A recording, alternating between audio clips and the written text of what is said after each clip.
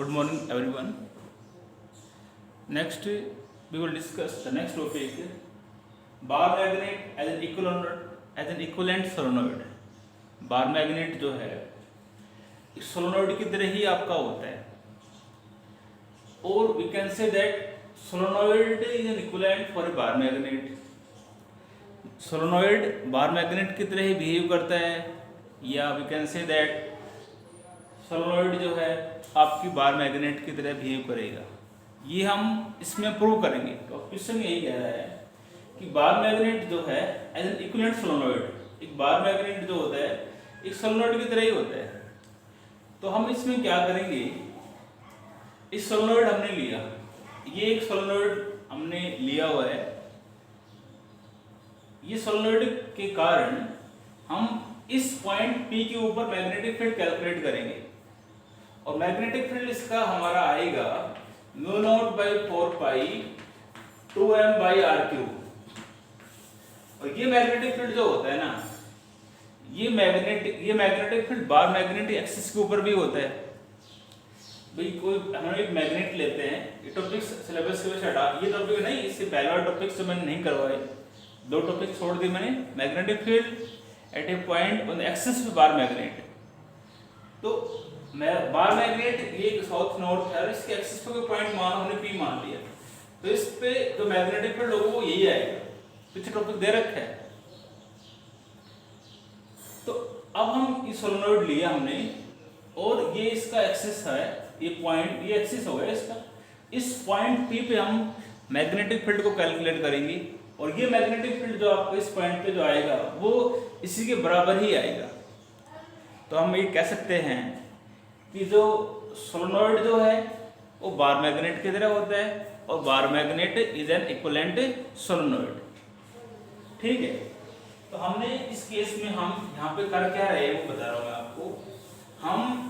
हमने क्या लिया, एक सोलोनॉइड लिया, इसके एक्सिस पे हम मैग्नेटिक फील्ड कैलकुलेट करेंगे, और वो मैग्नेटिक फील्ड जो है बार मैग्नेटिक एक्सिस के बराबर ही आएगा.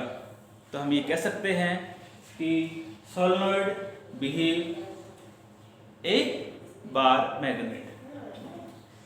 तो हम इसमें मान सकते हैं, consider, let us consider a solenoid, a current carrying solenoid, a current carrying solenoid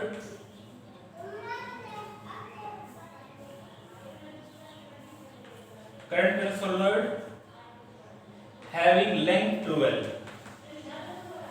having length, जिस सोलोनॉइड की लेंथ जो है ना वो क्या है, 12 है. भाई L ये होगी, और L टोटल लेंथ यहाँ से यहाँ तक क्या होगी आपकी, टोटल लेंथ जो है इस सोलोनॉइड की आपकी क्या है, 12 है.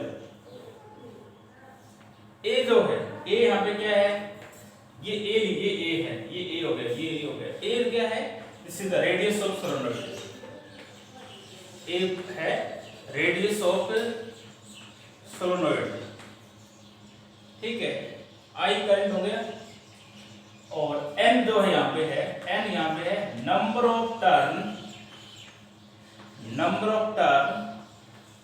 Per unit length of solenoid,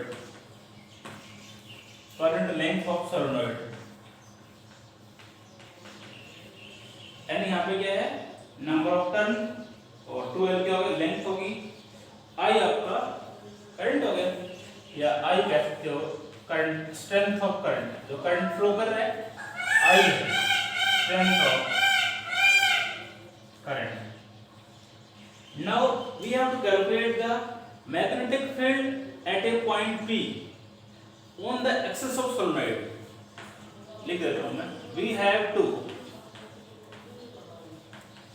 calculate the magnetic field at a point P on the axis of solenoid.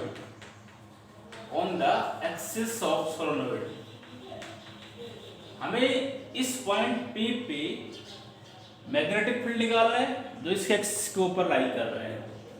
तो इसके लिए हमने क्या लिया, कंसीडर एक स्मॉल एलिमेंट लिया, कंसीडर ए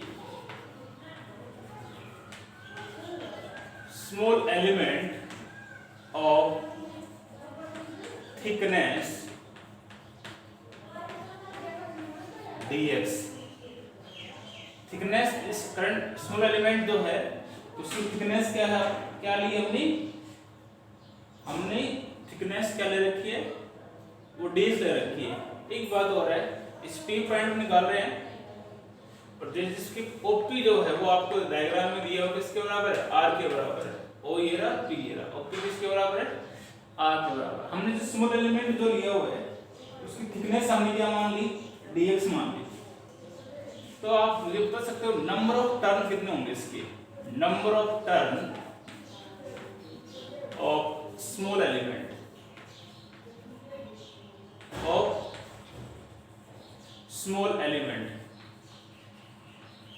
वो बराबर आएगा नंबर ऑफ टर्न पर length into length of the small element. वो क्या है, dx के बराबर ही है। तो इसके n तो यहाँ पे था नंबर ऑफ टर्न पर लेंथ, इसके इस स्मॉल एलिमेंट का नंबर ऑफ टर्न क्या हो गया आपका, n dx हो गया।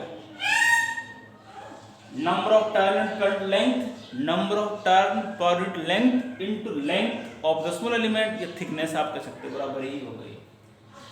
अब हम क्या करेंगे, पहले इस पॉइंट के ऊपर इस स्मॉल एलिमेंट के कारण मैग्नेटिक फील्ड निकालेंगे, ठीक है। The magnetic field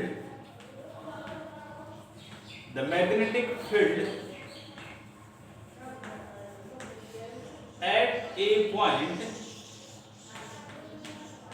magnetic field at a point P due to small element,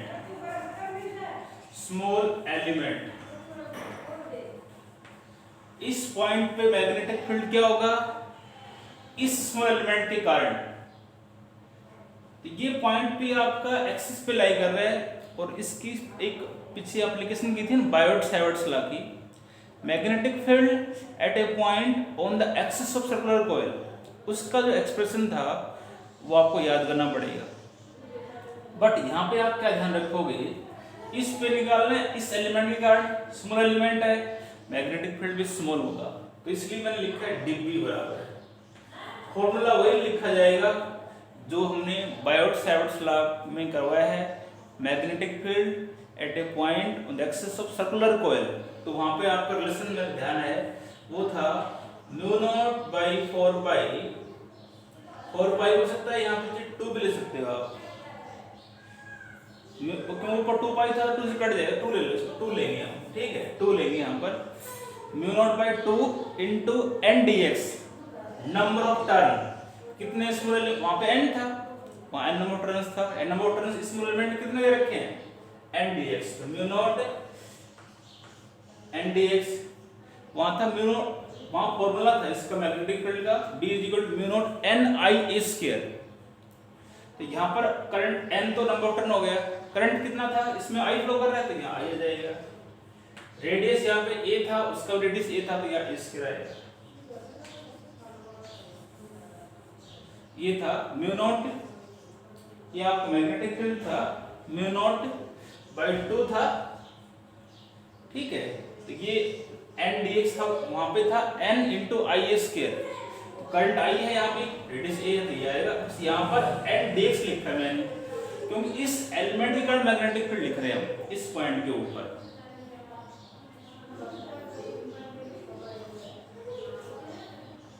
अब यहाँ पे नीचे था 2